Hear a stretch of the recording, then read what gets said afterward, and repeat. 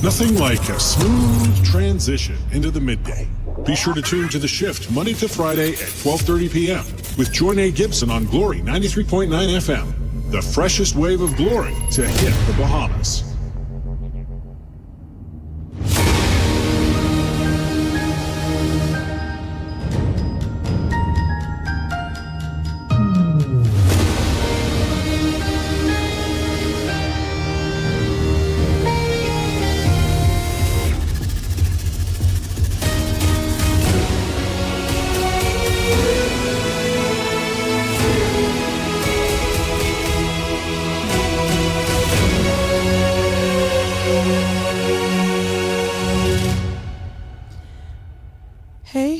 It's an amazing day here at Glory 93.9 FM. It's 12:30, so you know exactly what that means. You're tuned in, and of course, always locked and loaded on the shift with yours truly. I'm so excited to be in your company today, and I want to share this encouragement with you. What's coming is better than what's been. Now, I heard this song, maybe like, ugh, please don't ask me the artist, forgive me. But maybe about 2 weeks ago, and it started to really resonate in my spirit more and more each day, right? So I heard this about 2 weeks ago, but I started to think about it, and I know that it sounds cliche. I know that it sounds like something that you've heard before, but I want to say to you, what's coming is better than what's been. We are in one of those seasons where everything seems so uncertain. It seems like, 1 minute everything can be fine, and within that same minute, everything can go wrong. And it can cause you to doubt the promise. It can cause you to doubt the future. As a matter of fact, there is a scripture in Romans 8:18 that says, the sufferings, for I reckon that the sufferings of this present time cannot be compared or worthy to be compared with the glory that shall be revealed in us. In other words, what's happening right now, that suffering right now, the suffering in this present time cannot be compared with what will be revealed in the future. If you're listening today, maybe you're finding yourself in some kind of struggle. Maybe you're finding yourself in some sort of difficult situation, and it can be so confusing. I know I'm not where I used to be. I know I'm not, nowhere near where I should be, but where I'm at right now it's a little difficult.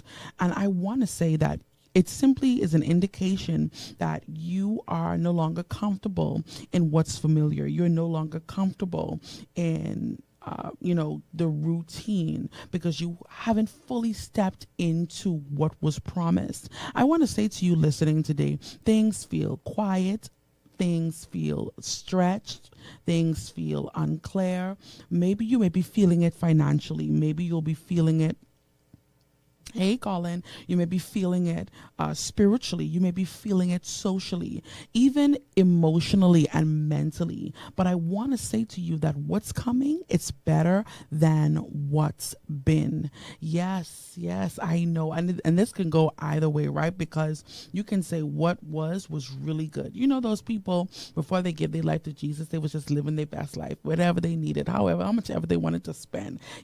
We always hear those stories and those testimonies, and maybe that is yours. But I want you to think about the other aspect of it, where maybe you didn't have everything in the past. You didn't have everything that you wanted. You weren't able to spend as much as you wanted to spend. But could I tell you, whichever side of the spectrum you fall on, what's coming is better than what's been. For I reckon that the sufferings of this present time cannot be compared. They're not worthy to be compared to the glory that shall be revealed. Could I tell you that this season, and I'm not just talking to you, I'm talking to me. Listen, this season, there is one word for it, and it is transition. You know how every day when we intro this show, we say nothing like a smooth transition into the midday. Listen, nothing about this transition currently is smooth.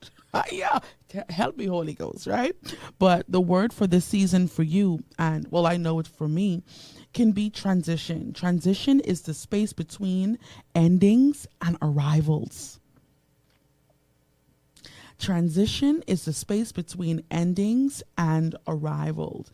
It is that weird middle ground that you haven't quite figured out yet. It is that weird middle ground that you're trying to, navigate, trying to not lose your head, my boss will say you got to hold your head. You have to literally hold your head in this transition. Every step, every decision, every contract, every agreement, every new opportunity, every new door, all of these things are coming together as a transition. It is the space between the end and the arrival. So it's not quite where you used to be, but it's not quite where you should be. But because you are so far from what you used to be and not so close to where you should be, it puts you in a weird predicament because I want to move further. I know that I can't look back. I know that I'm far away or maybe not as close as I would like to be to what's coming, but I am feeling discouraged. I am feeling weary. I am feeling the pinch. And listen, if it's anything like these gas prices, Holy Ghost, and for I rest my case, Holy Ghost and fire. But I want to say to you today that your word for this season is transition. It is that awkward moment, that awkward stage where your baby doesn't really look like a baby anymore, but they're not fully a toddler. Yeah, that. And I want to encourage you that although in the in-between, although in the middle of this transition, I know it can be, very discomforting. I know that it can be very difficult. But if you see things are unfamiliar right now, if your present feels heavier than your past, I want you to be reminded of the scripture in Romans 8. It says the sufferings of this present time cannot be compared to the glory that shall be revealed. I want to say to you, what's coming is better than what's been. That's my word to you today, shifters. I need you to get locked in. I need you to like and share this live broadcast. I want you to tag someone in the comment section. Let them know we are live. We are locked and loaded. And I just, after coming after a long holiday, catch me in the spirit, a long holiday, I'm so excited to be in your company today. Of course, every Monday through Friday, same time, same place, favorite station, with your favorite person right here on Glory FM. I want to make sure that you know that we are live on Facebook, TikTok, YouTube, and Facebook, TikTok, and YouTube. I don't know why I'm going to add something else onto that just now. Maybe that's my indication to add something else. Okay, so please jump in the comment section. Let me know that you are here. Hey, Colin, I see you. Hey, Bianca. Oh, God. If y'all see me squinting, I'm trying to read. I'm trying to see. Glinton, hey, nice to see you. I'm so excited for today's conversation, right? So before I move any further, I have to say thank you for all of the faithful shifters. I recently had an assignment at Agape Church, right? And I met some shifters in the parking lot, y'all. And listen, I love y'all. I appreciate y'all so much. Thank you for your listening ear and your unwavering, undying support. You always tell me how you're tuned in when you are, picking your children up or picking your daughter up. I want to say thank you so much for your listening ear. Now, today's topic is a part of a series. We started this year, the series Standing on Business. Today's topic is Standing on Business, Friendship Edition. Like I mentioned, we started this series earlier this year, and we talked about that, standing on business is no longer or not just a phase or a cliche, but it is a commitment to enforce what we believe, a commitment to enforce boundaries without guilt. Thank you, Colin. Thank you. I appreciate that, right? feel free to comment, right? So, we enforce those boundaries without guilt. We, believe in ourselves even when we felt uncomfortable. We made that commitment to choose growth over familiarity, to choose discipline over excuses, and peace over people pleasing. Hear me. It's spiritual. It's checking in with yourself. It's strengthening your faith. It's protecting yourself. All of these things we talked about, on I want to say around January of this year. And so today we're going to continue that series, but I wanted to take a different perspective from the friendship side. We are living, and I believe this, we are living in an age where friendship, true friendship, authentic friendship feels so rare, right? We see friendships, they fall apart. We see people turning on each other for money, for fame, or just because of jealousy. We, see cases where friends are leading each other in harmful situations. I spoke about this before here on the shift, where there was a group of friends, and it's public news, a group of friends, they had some kind of girls trip, and one of the young ladies died. No one really can understand what happened, but there's a lot of questions in that story. But anyway, I think about my mom and how she has friendships from forever, 30 plus years. And that kind of longevity, I want to add, it doesn't come just casually. It comes with consistency. It comes with care. It comes with grace. It comes with accountability. It comes with all of those things. And in many ways, I feel that our friendships as of late have become rooted in, what's transactional, what this person or I can benefit from this person. And don't get me wrong, I do understand that there is an expectation of, give, take, etc. But I feel that when that's the only foundation of the friendship, it becomes a little tricky. I want to start by this, just really setting the foundation. We see in scripture friendships like David and Jonathan. We see Ruth and Naomi. We see Jesus and his disciples. We see Paul and Timothy. We see Job and mentions his friends. But I begin to do a study with Mel Robbins, and she talks about how there are 3 pillars of every adult friendship. 1 being proximity, 2 being timing, and 3 being energy. And we're going to go into that in a few, but I want to really set a foundation of what is a friend, or what is friendship? What does friendship mean to you? And I want to hear from you in the comment section. If you're tuned in, oh my word, how could I forget? If you're tuned in via Glory 93.9 FM, please know the call and text lines, they're open. The call line is 242-827-2543. And of course, the text line is 242-817-2544. Again, if you are tuned in via Glory 93.9 FM, maybe not able to go on Facebook or TikTok, you can use the text line. The text line today is 242-817-2544. So call in says, yes, proximity, timing, and energy. This is good. No, seriously, most adult friendships depend on those 3 things: proximity, timing, and energy. So I want to give you what Mel Robbins mentioned, and then we're going to go into really defining what friendship is. So proximity. In high school, in primary school, you are around those friends all day, every day. You see them, you go to classes with them, you ask them about homework, etc. So automatically they quote unquote become your friends because of proximity. Then 2, timing.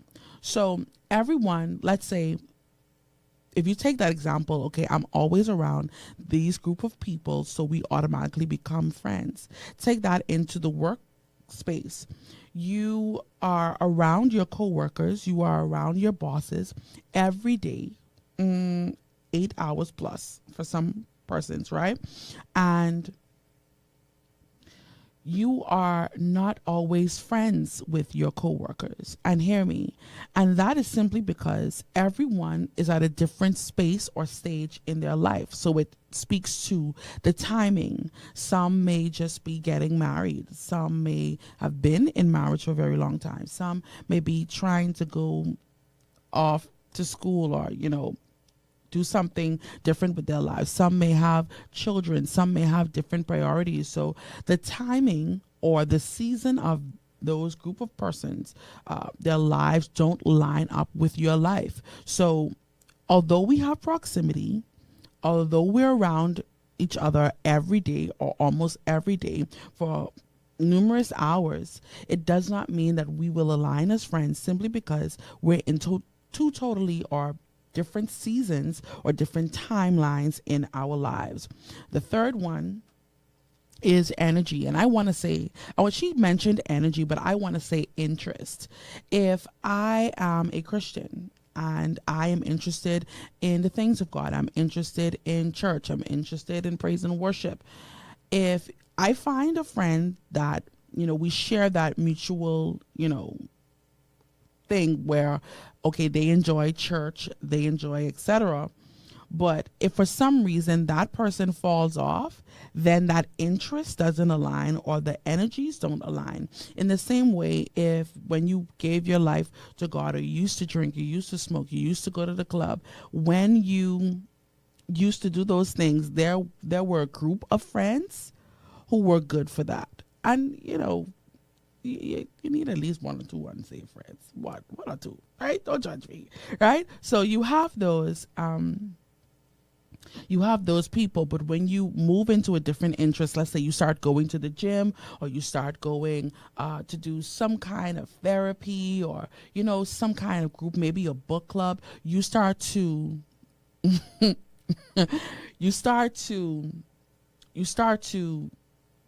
become friends with other group of people because your interests are aligned. So those are the three things that can be your pillars in adult relationships. Hey, Kev, it's been a minute. Yes. You got to get back on track. So today we're talking Standing on Business Friendship Edition. Now, I just paraphrased basically Mel Robbins' theory, right? And that's fine. And I agree. But I feel that it's necessary for us to really understand what friendship is. And I love a good definition. A voluntary friendship is a voluntary relationship between people built on mutual trust, care, respect, and shared emotional connection, where both individuals support and value one another without, watch this, obligation or control. Take full control. Burn Holy Ghost. Sorry. Right? So, friendship, a voluntary relationship between two people built on mutual trust, care, respect, and shared emotional connection. Tell me your definition of what friendship really is. Now, this is standard textbook. And, it covers most, but I want to hear your thoughts. What is friendship to you?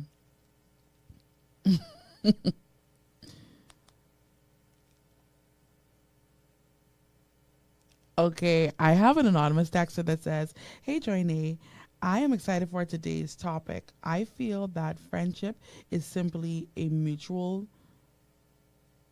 relationship that can happen between male or female that somehow along the lines benefit each other." Okay, that's kind of clear. Okay, I can go with that. Please tell me your definition of friendship. I want to hear. I want to hear. Uh-oh. Okay, there we go. Hey, Frankie.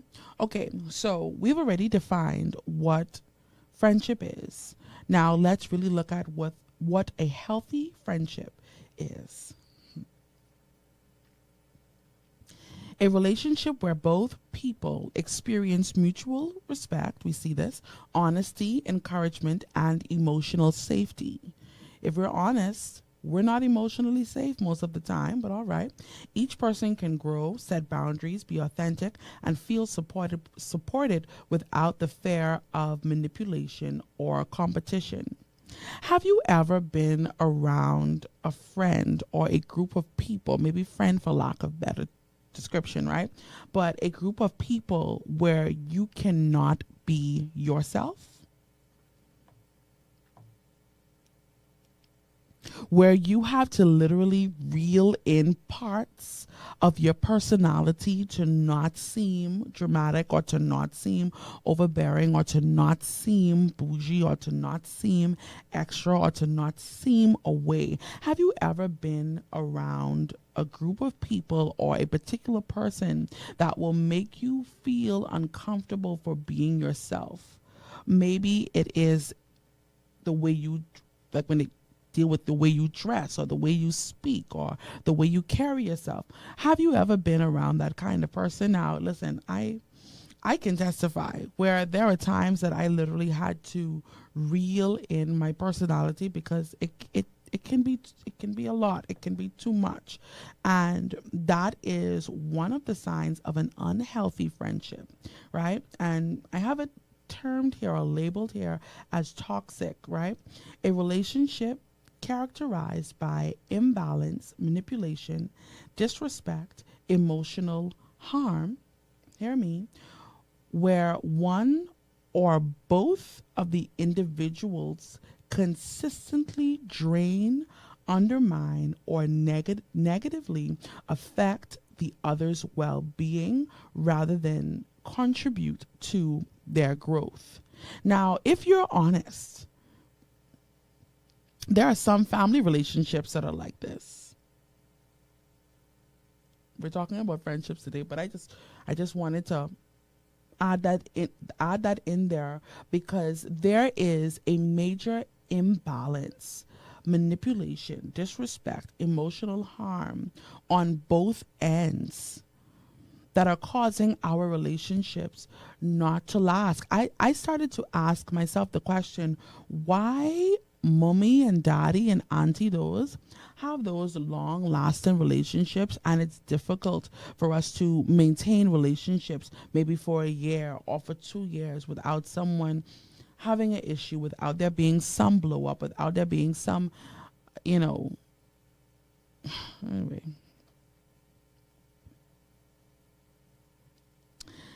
Kev says, a healthy friendship is one that allows you to be yourself, grow, but will also correct as needed. I agree.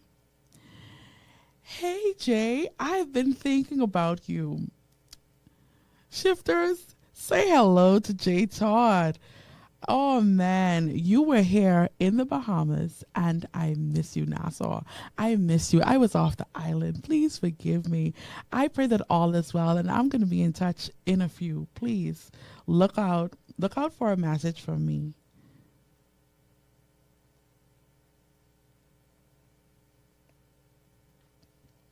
I absolutely so excited to see you. Okay, anonymous texter, could you? Okay, I can't even call you anonymous texter. Faithful shifter, you know exactly what you sent me. Could you send that to my next number? I can't get in WhatsApp. I am Mr. Todd. I'm gonna put this on the screen so that we have record. J. Todd says, I gotta come back. Let's do something. Definitely. I'm gonna hold you to that. Definitely. I'm so glad to hear from you. And I pray that today's conversation helps you as well. I want to even tie in how or really talk about the misconceptions of friendship. So I talked about the definition. I talked about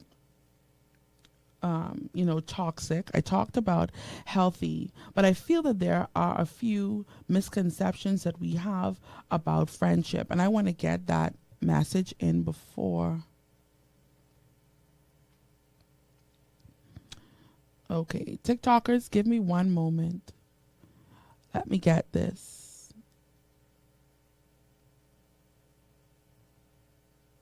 Yes, yes, yes, anonymous texter. Yes, I love this. Okay, so another part of this that I want to hone in on is some of the misconceptions that we have about friendships. We believe, or most persons believe, that real friends don't change. We believe that, this person, the way we met them is the way they should continue to be, when life is not that way. Friendships evolve as people grow. Who I was at 15, I'm not at the age that I am now.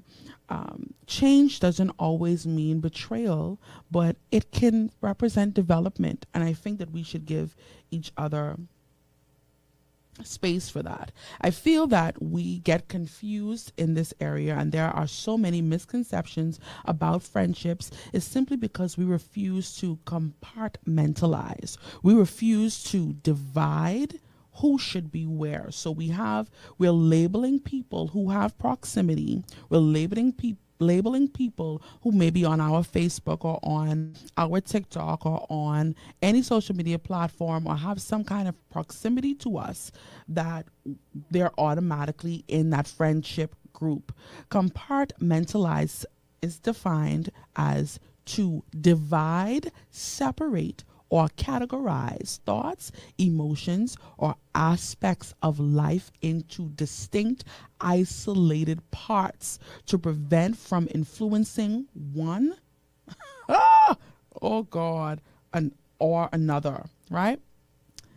I'm multitasking between Facebook and TikTok, so y'all please forgive me, right? So because we refuse to compartmentalize, because we refuse to divide, is the reason why our friendships don't last, or we think they don't last. There are people that have gained proximity or have access to us, because of mutual place. Maybe it's church, maybe it's work, maybe it's some kind of organization that you are a part of, and we automatically put them in the friendship group, and we expect loyalty, we expect longevity, we expect this relationship to be mutually beneficial. But the truth of the matter is we haven't put them in the right category in our lives. So I mentioned earlier there are some misconceptions, and the first one is simply that real friends never change. The second one, and all of these happen when you compartmentalize, you understand these more and more, right? Two, if we are friends, we'll always agree. If we're friends, we'll always agree. Now, Colin mentioned it earlier. I think it was Colin or Kev that mentioned it earlier, where they define friendship as, we're respect each other, we encourage each other, and if something is wrong, you correct or you say. True friendship or healthy friendships allow disagreement. You and I can disagree and not hate each other. You and I can disagree and it not be some kind of big thing. I feel that when we go into friendships, or we're going to say, this person is our friend, or we're building that friendship, we need to know, listen, you and I have two different minds. You and I have two different perspectives. And I think about, in particular, one of my friends, she is brilliant. When I say brilliant, brilliant. And let me tell you about this particular scenario. We were talking, right? We were talking, and she was just talking about the same subject, sort of, being able to compartmentalize and, knowing where to put people, and how two things can be true at once. How, someone can be mean, vindictive, and all of those other negative traits, but still have some good in them. And my perspective was, listen, if they show me they mean vindictive or any negative trait, I'm cutting them off. And her point to me was like, Joinae, you have to get out of that mindset. Correction now. You have to get out of that mindset, because if that's the case, then you'll never build relationships with people, or you'll never have lasting relationships with people every time they show a negative trait. Because the reality is, most persons have some sort of negative trait. You just need to decide, again, here's that compartmentalizing. You need to decide, okay, I know how far to go with this person. I know how much to do with this person. I know what to allow with this person. Friendship doesn't mean constant access. It doesn't mean constant access. If you are dealing with that person that feels that, listen, if you and I are friends, I need access to you every day, all day. Listen, most of my true friends can tell you, if you send her a message, she could take long. If you need to reach her, just call. It's cheaper, you call. Again, I have friends that if I call them, they're not going to answer the phone. Chances are they're busy. Chances are they're working. Chances are something is going on, right? But that doesn't mean that we're not friends. Okay. Another misconception is that longevity equals loyalty. I want to stick a pin right here.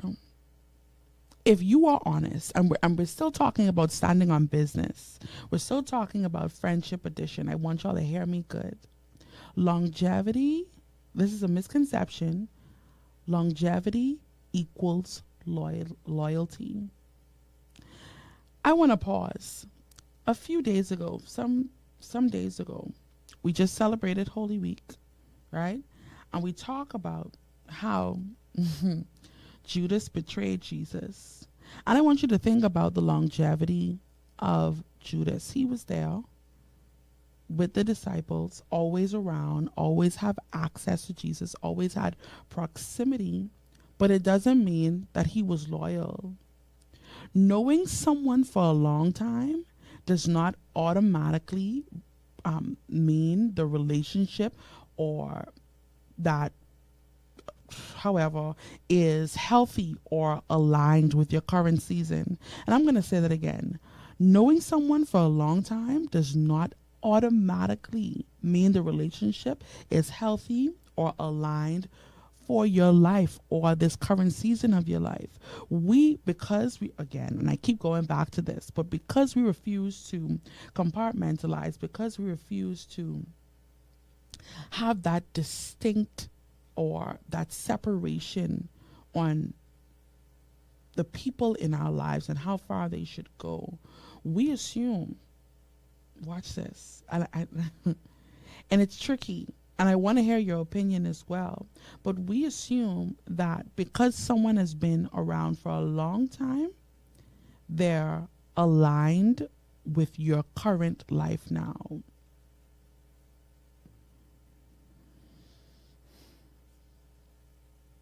If you are honest, there are some people that have been in your life for a very long time, and you've been having those thoughts of, well, I don't know how to get rid of this person. This person, I can't get rid of them because they've been faithful, they've been loyal, or they've been present. They showed up to my wedding. They showed up to this, they showed up to that, but it doesn't equal loyalty, because that person being around, I know it, and I don't want this to come off wrong, but that person being around, just like Judas, may not be for good reasons. Maybe they could be monitoring your life. Maybe they could just want to, those people who can, I don't want to say see your future, but they have an idea of where God is going to take you or how your life is going to pan out. So they attach themselves for that benefit.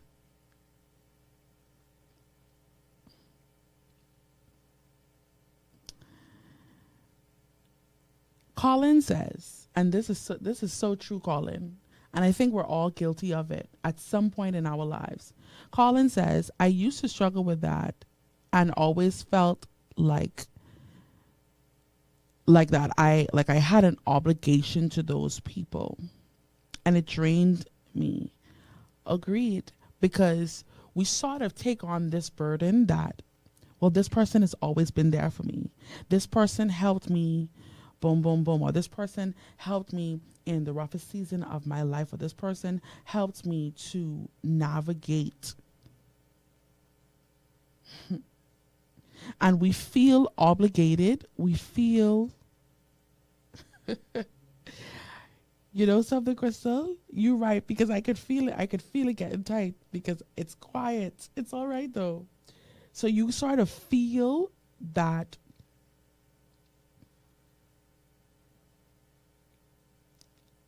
duty. You feel that duty to remain. You feel that duty. And you know something? And this is something that I've experienced, even when you say, okay, well, I no longer feel that duty.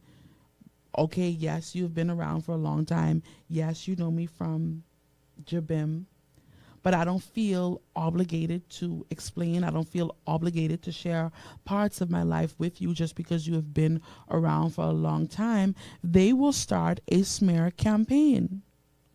They will go to every person in their friend group and paint you out to be the monster or the villain in that situation. They will when I say real smear campaign, they will call you everything but a child of God, simply because they want to keep that attachment, simply because they want to keep that proximity or that access that they no longer have.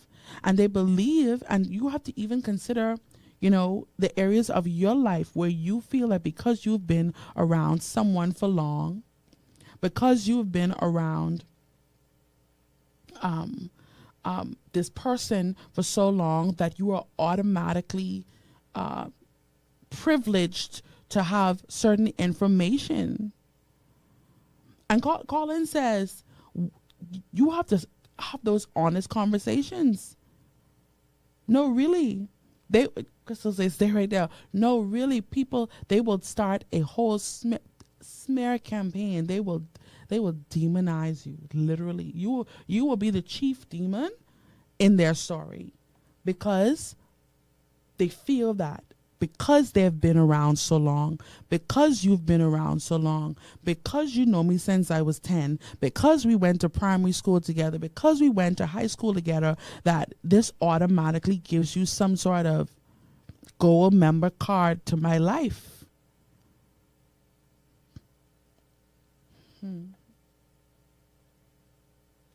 And it's these same people that once some sort of conflict comes up, some sort of disagreement comes up, they quickly go in defense mode and quickly start to bring up past situations.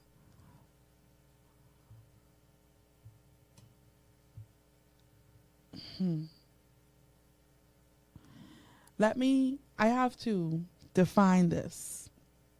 And I'm taking my time because I really need you to understand how serious you have to be this year and moving forward, standing on business, friendship edition. I don't want you to just stand on business when it comes to, you know, your business or your family, etc. But I want you to stand on business even with your friendship. I mentioned a phrase earlier, the smear campaign. A smear campaign is a planned, malicious effort to destroy a person's or the organization's reputation using lies and misinformation and gossip. Okay. This is usually done by narcissists. Hi, hello. Hi, hello. They will use lies, misinformation. As a matter of fact, they will go as far as, like, they will try to target hear me, your loyal friend or the person that they know really like standing on business for you, and they would try to cause them to turn on you. And if you don't have an awareness to see what's happening and what game is being played, you will fall right into the trap. So it leads me back to my original point. Hey, Javante, it leads me back to my original point. Longevity does not equal loyalty. Good day, Fancy Face. How you doing? Longevity does not mean that you have access. Longevity does...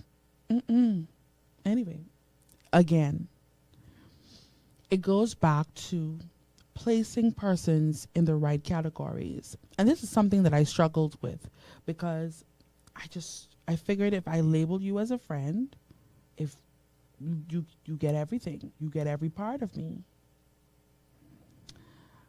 Oh, yes, we're back up. We're back up on TikTok. I'm in and out of apps. Please forgive me. Thank you so much, Javante. Right? So let me move on to my next point. Conflict. This is a misconception. Conflict means that the friendship is over. I'm going to go through these very quickly. Support always looks like agreement.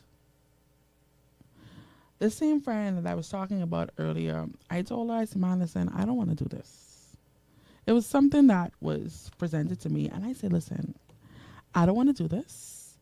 I feel like, whatever decision I make, you need to agree with me because you're my friend, you on my side.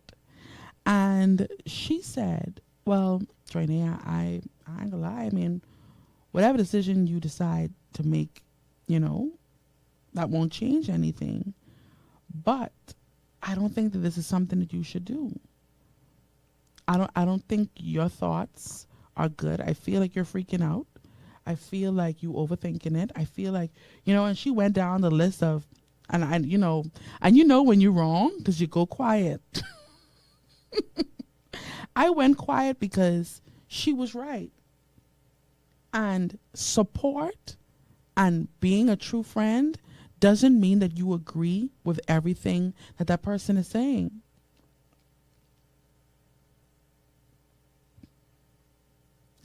Colin, you right on it. I feel like a Scotch record. I feel like I've been saying that so much because that's the main word. Compartmentalize. Colin says, I've learned that not all friendships deserve every part of you. Each one is compartmentalized. But the thing is this, you can't have someone in level 1 or compartment 1 of friendship expecting level 5. And you can't have someone in level 5 giving level 1.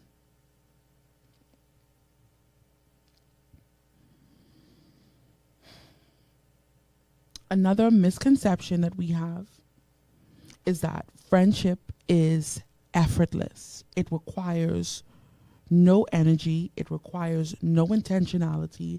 It requires no dying of oneself. It requires no letting go of pride or whatever. But we believe that friendship is just, something? I thank you, Holy Ghost. The reason that we are not fruitful in our friendships, the reason that friendships don't last is simply because we have a limited understanding or limited knowledge on what friendship really is.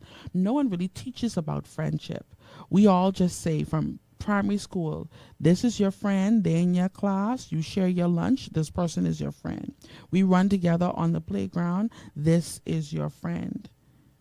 But it doesn't go beyond that stage. We believe that if the friend doesn't show up to every birthday party, if the friend doesn't show up with a gift, if the friend doesn't reply to your WhatsApp the moment that you send it or answer the call, answer the phone every time you call that person is not a friend, because our understanding and knowledge is so limited. And the Bible is true, we are destroyed because of lack of knowledge. Because you don't know, you can't do better. So you have this air about you that person should be friends with you when you're not even a good friend, when you don't even understand what the definition of friendship truly is, when you don't even understand your morals, when you don't understand what you believe or who you want to be, which is why we have so much jealousy and so much envy in friendships, because people haven't even discovered who they are as yet. So you can have a friend that's ambitious. You can have a friend that, listen, I have a friend, she could do, when I say she could do anything, she could do anything she puts her mind to, and she will tell you it. She can do anything. Does that intimidate me? No, it inspires me. Well, listen, if she could do it, I could do it. So I just say, you all right because you snapping. No, seriously. Because we, and I have to give both sides, because I don't want you to think that, okay, I'm just listing all of these things of what friendship is not, and I'm not giving that. You cannot expect to be treated in a level 5 when your mindset is only level 1. When anytime we start to talk about business, or we start to talk about growing, or we start to talk about, evolving or expanding our vocabulary. Listen, my friend, the amount of books she didn't tell me to read, amount of podcasts we listen to, you would think that, everything on TikTok, it's some kind of information about something. Because my friends understand the trajectory of my life and know that anything contrary to that will be hindering it. So if you have that friend that every time you go to work, they don't want you to go to work, they don't want you to spend time with your family. Anyway.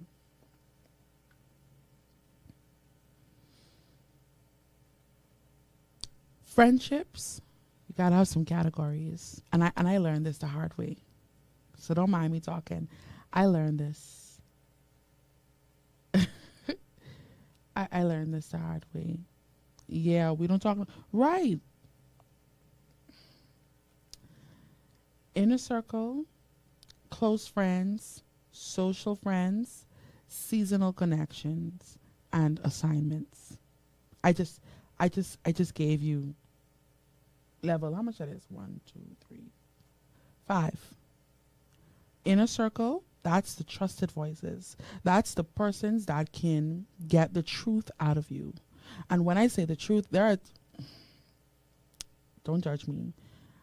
I'm going to tell the truth, right? But the level of truth depends on the level friend.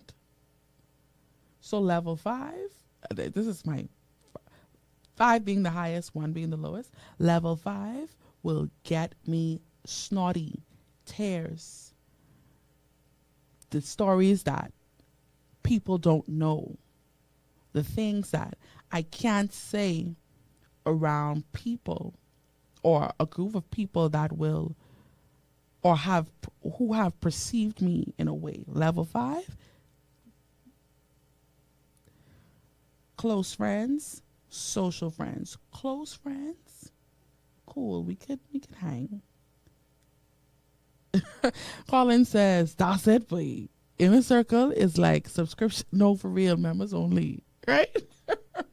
Then you have your social friends. You know, those people you just like to be around. Their personality.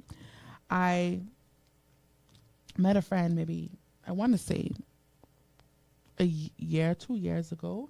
And when I say her personality is intoxicating, like jokes for days, we take it nothing serious. But there are certain things that I know that I can't take to her, and that's fine. We know when we link up, it's our kiki we can laugh, right? Cool. Then seasonal connections. This is the one I had difficulty with because, and it goes back to, the length of time equaling loyalty. And there were people that were meant to be seasonal connections that I was trying to make them inner circle trusted voices. And it backfired on me. I'm going to leave that alone. Then there are assignments. Assignments are the people sent to teach you lessons. Jessica Sims says same. And then people that you were sent to teach lessons. We always believe that the person that we help or the person that has helped us should be in our lives forever. We believe that once they teach us something, and there is a way that you can move on and still appreciate or be grateful for the impact that this person or this group of people may have had in your life, and cool. But when it's time to move on, that relationship is going to start to feel so mentally taxing because you won't agree. You won't. You everything about that relationship is going to become difficult and it's going to feel forced. Our time is almost come and gone, but I want to share this with you. Let me tell you why. When you do not compartmentalize, when you mislabel people, it causes hurt simply because you have unrealistic expectations. You expect loyalty from someone who never held that role. 2, you over-invest emotionally. It's called emotional overinvestment. You give deep access to surface level connections. 3, you have weak boundaries. The wrong label removes necessary limits too soon. So where you should keep that limit, because your boundaries are so weak, you drop them automatically when someone starts smiling or they say the right thing or they do the right thing for you. I think I'm on number 4. Perceived rejection. Normal behavior feels personal because expectations were higher. I'm going to say that again. Perceived rejection. Normal behavior feels personal when or because expectations were higher. So that person who really wants to be in your inner circle, wants to be level 5, wants to have subscription, but because you've been handling them so normal, they feel rejected or they feel like, okay, you don't want to be my friend or you don't want to be close to me kind of thing. Okay. Why mislabeling people causes hurt? I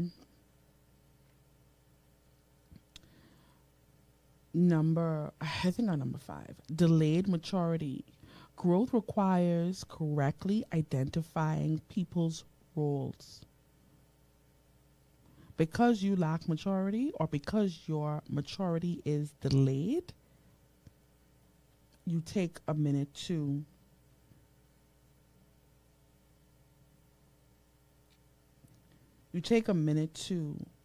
correctly identify people's roles. Lastly, and I'm going to get to some comments in a few, unnecessary heartbreak.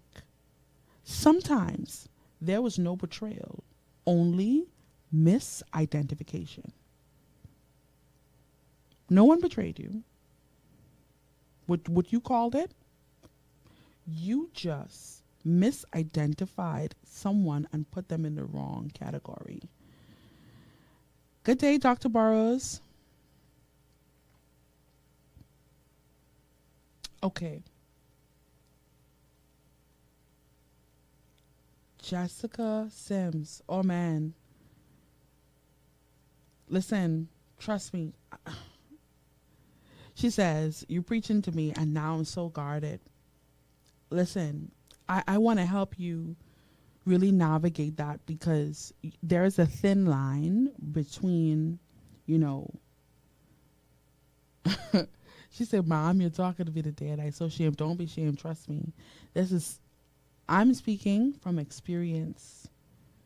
And what can be tricky, because it can sort of make you feel paranoid, where you always feel on edge, where you always feel like someone is out to get you, or you always feel like someone is going to do something. Someone is going to do something to betray your trust, or you're going to, open up your heart. But I feel that one of the main ways to help with that is through discernment. When you, and not only that, and we're going to get to the next part in a few, but when you start to discern correctly and enforce your boundaries, a lot of the times when people do things to us that we say, betrayal, or they do whatever, we know, we expect it. There was that gut feeling that we ignored. There was that something that we ignored that later down the line we paid for, right?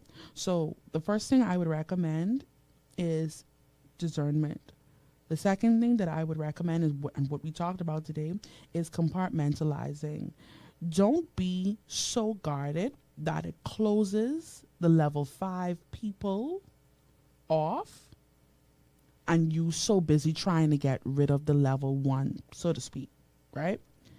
Because this is something that happened to me. Because I became extremely guarded, because I, had a million walls and with electric fence and barbed wire and motion sensors, sprinklers, landmine, everything before you could actually get to any part of me. It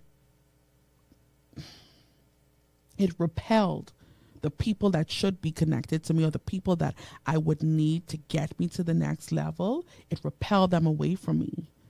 And, we like to say that, people should just accept us for the way we are, and et cetera, like that. But discernment plays a major role in that as well.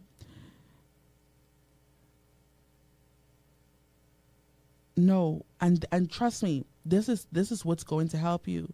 You have to trust your gut. That's your discernment. Trust your gut.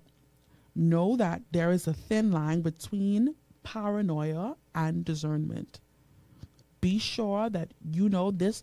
I'm not responding to this person based on a past trauma or a past difficult situation, but I am responding because I've seen this before and I know what can happen. Once you set that boundary, once you enforce those boundaries, once you use your discernment, you will know exactly where to put people, how far they should go, how much they should get, and you should be just all right.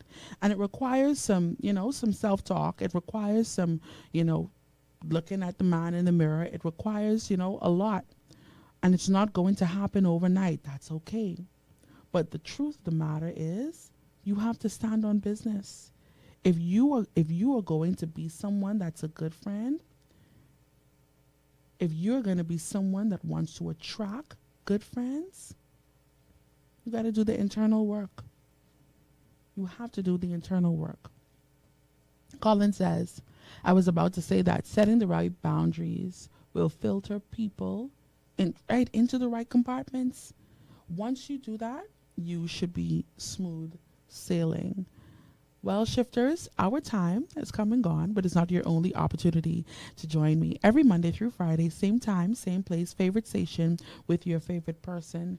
Please be sure to like and share the show. Share it everywhere. We are live every Monday through Friday. Please let them know the shift is on. Jessica, I completely understand. I understand. I want to leave you with this. Standing on business when it comes to friendships isn't about going or searching or begging for people to be your friends or for people to stay in your life. It's about adopting and really shifting to that mindset of maturity and understanding that everyone should not be called friend and every friend does not belong in the same category. Some people are connected to your life for a season, some to your assignment, and some for a lifetime. It is understanding those shifts, understanding those times, understanding those people, growing and maturing. It's going to help you stand on business for this friendship edition. Until next time, please keep it locked and always loaded. Do enjoy the rest of your day.